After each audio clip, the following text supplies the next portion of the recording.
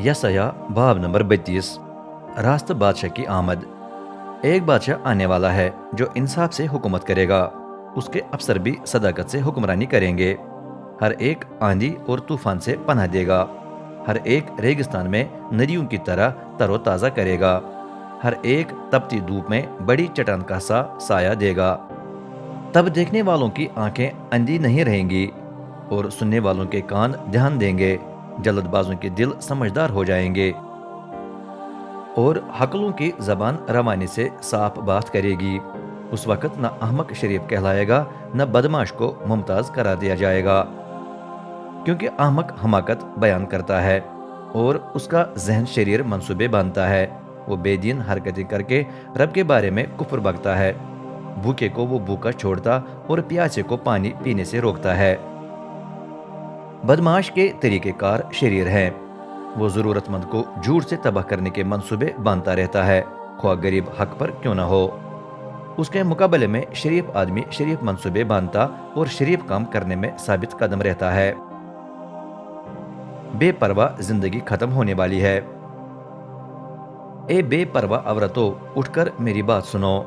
ए बेटियों जो अपने आप को महफूज समझती हो, मेरे अल्फाज पर ध्यान दो।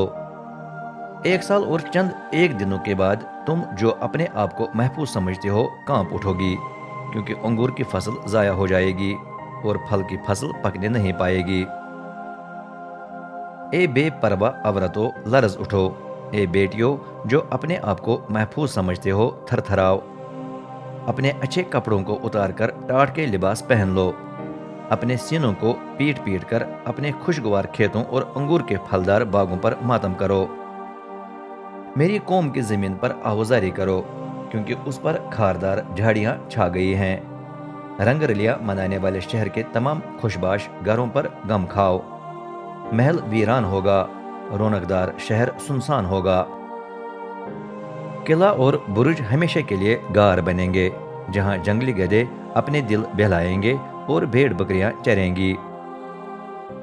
खुदा के रूह से बहाली।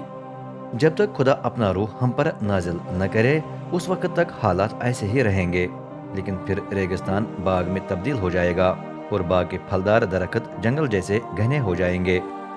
तब इंसाफ रेगिस्तान में बसेगा और सदाकत फलते फूलते बाग में सुकूनत करेगी। इंसाफ का फल अमन व अमान होगा और सदाकत का असर अब्दी सुकून और हिफाजत होगी। मेरी कौम पुरसुकून और महफूज आबादियों में बसेगी। उसके घर आरामदेह और पुरअमन होंगे। गो जंगल तबाह और शहर जमीन बोस क्यों ना हो, लेकिन तुम मुबारक हो जो हर नदी के पास बीज बो सकोगे और आज़ादी से अपने गाय बैलों और गधों को चरा सकोगे।